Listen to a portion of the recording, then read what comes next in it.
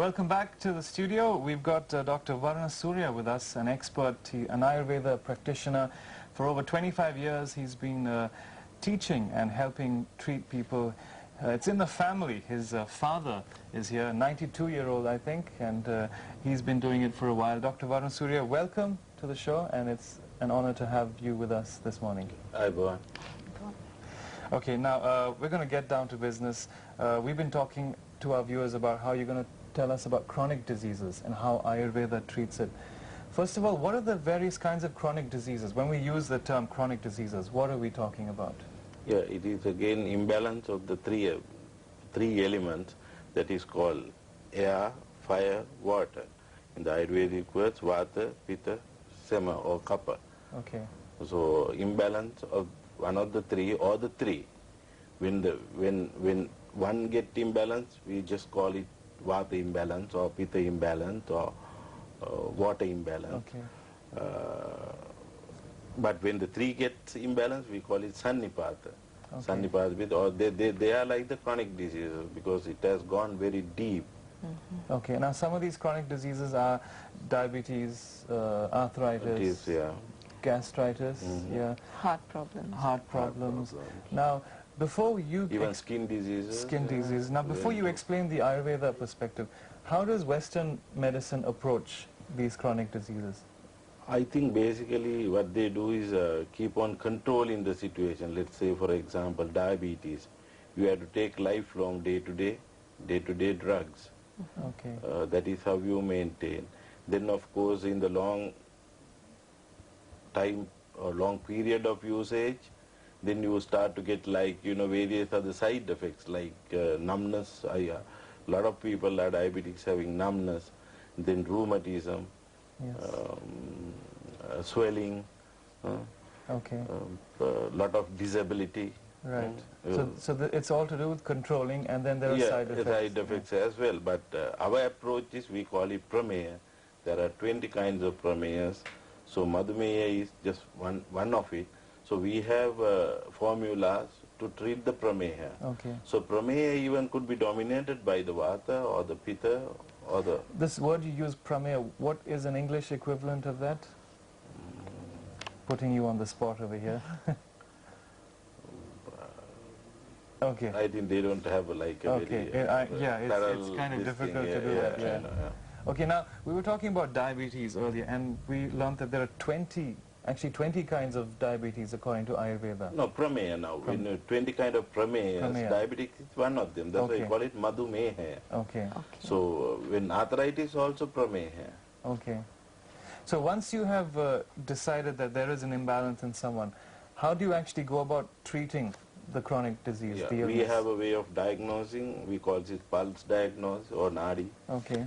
We check initially the three finger lengths, just to see air, fire, water. Then that is according to your time of conceiving, you get that. Okay. Then we see to the moment what is the present constitution inside by seeing the pulse in the three fingers.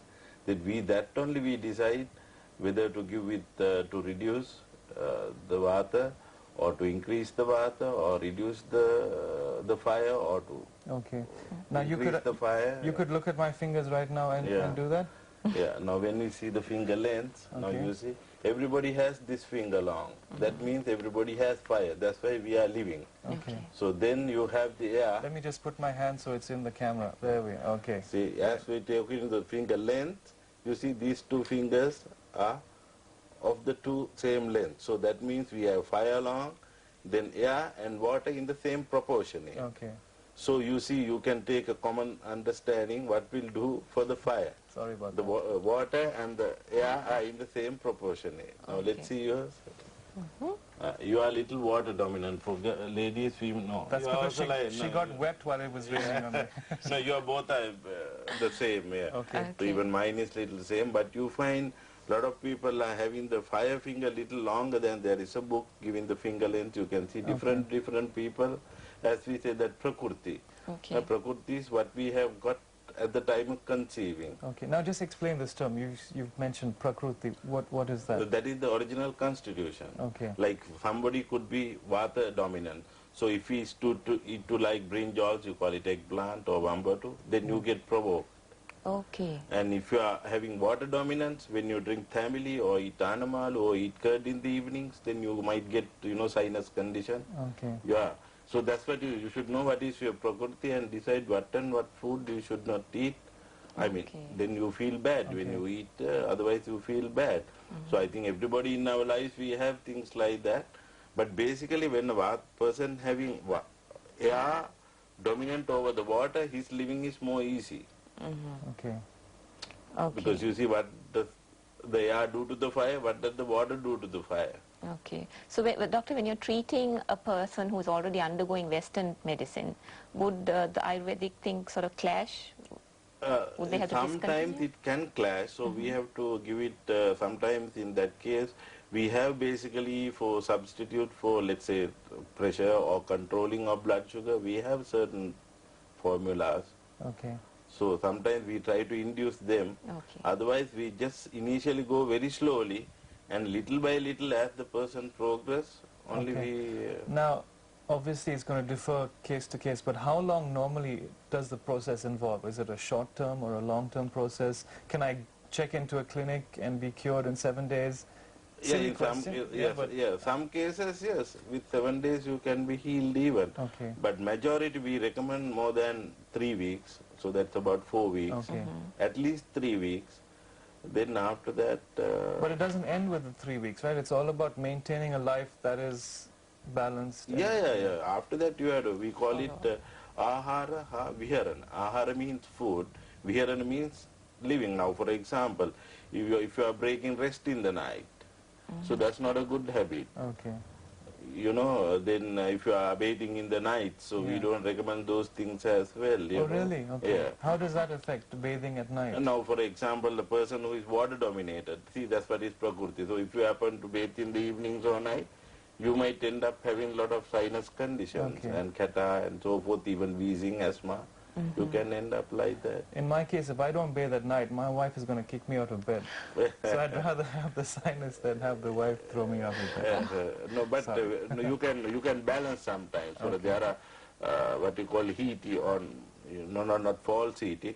There are substances like, let's say, black pepper. Okay. It's the one that can warm up your. So that's why you see these days even the alcohol has got so famous because it warms your body. Right.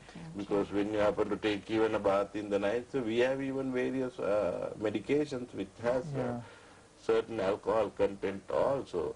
But that's not a good advice, although I said. Quickly he says that. Covering his tracks. Okay, doctor, like now, diabetes and heart diseases are like two major issues. Yeah, initially you start with diabetics. When you say diabetics in males, you find they basically start with the prostate conditions because their metabolism has become low. So like, their bodies, for their intake, they are not putting the input and output, there is an imbalance. Okay. Then there is that because the diabetics is due to the storage process, Okay. Food storage process. Now that imbalance has taken place. So we have to make person more active, like even doing exercises or even vigorous work or whatever it is that you have to burn out. There should be a balance. When there's this imbalance, now see, nowadays we rely on everything machinery. Even little distance we don't go walking. Even everything, there's now no more asbestos, sweeping even sometimes we use an electric broom or a vacuum cleaner. So basically we are not so, but that's why you find now, not like good old days, we have a lot of equipment for exercises and but even then whatever it is, even yoga, or anyhow that input and the output, there should be a balance. Okay. How is meditation linked to Ayurveda? That is basically for the mental health.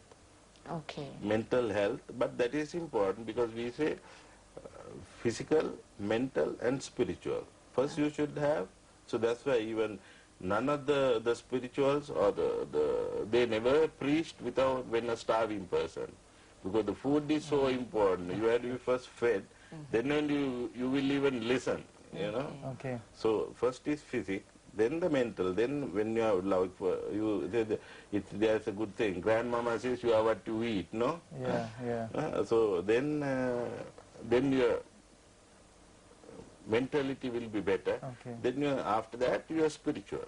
Okay. Without those you can't. It's like a house, foundation, walls, then the roof. Okay, so you have to have the foundation first. Foundation. I have 3 questions. Firstly, I said 3 questions, so I remember that I have 3 questions. Now, what you're talking about is not something that was just discovered yesterday or 50 years ago. It's very old. Can you just briefly tell us how old is Ayurveda? It is very old, very old. I think it's more than 4,000-5,000 years when we talk. But we, of course, have our own belief. It is from the Rishi Pulasti.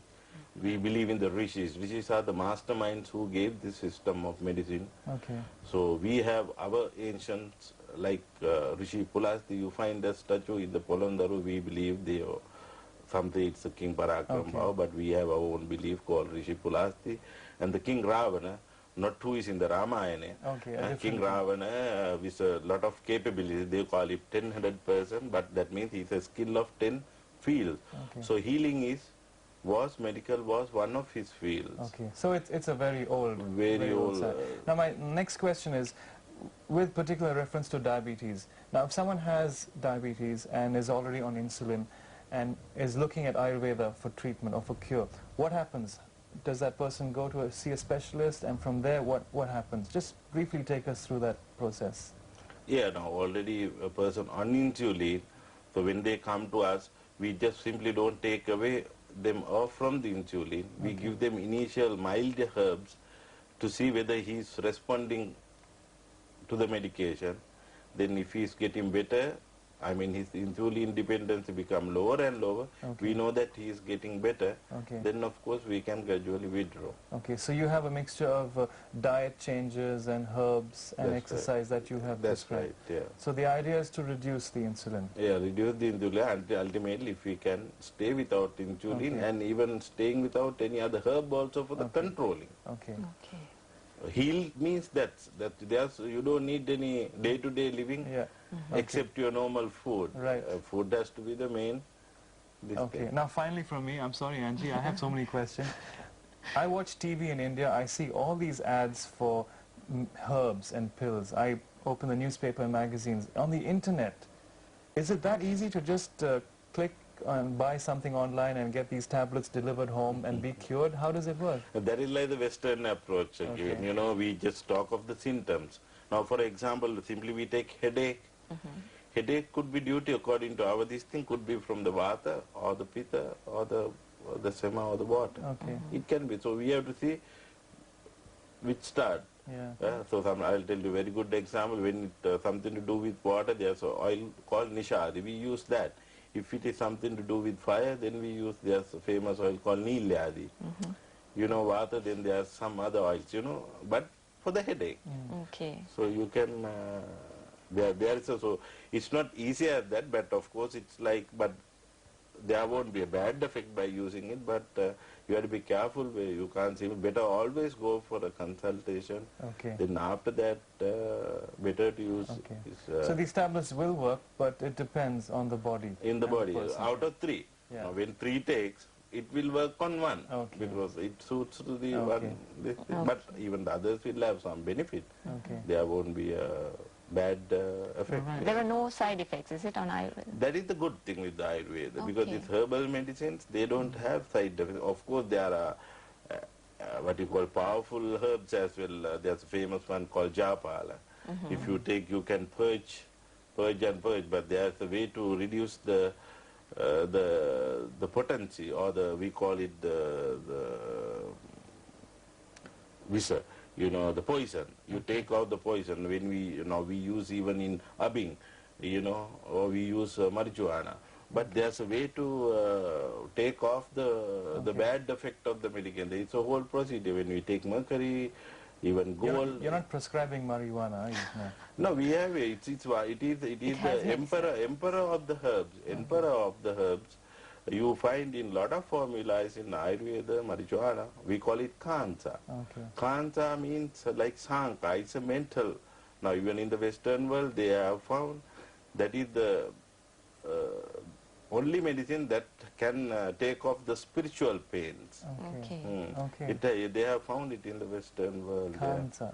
Maybe that's where ganja comes from. Yeah, ganja is it's really a Tamil word. Kansa means, and in Sanskrit you call it Triloka Vijaya, winner of the three worlds. Okay, doctor, one last question, a very quick question. It's raining, it's cold, it's miserable. Just a tip to how to stay healthy, not get all these, just a...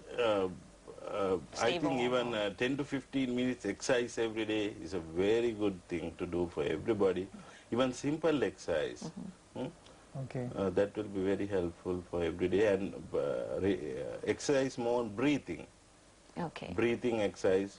That's why even when we talk about Lord Buddha, he spoke Anapanasati. You're breathing. You are putting concentration, because that is the I think in our whole life, this is the thing that we do mostly, breathing. That is Okay, thank you so much, doctor. Thank you for being down here Thanks with a us. lot, Dostora. Dostora. All the best to you. My secret to living a happy life is I've got a good relationship with the man upstairs. Of course, yes. And that helps me. Thank you very much.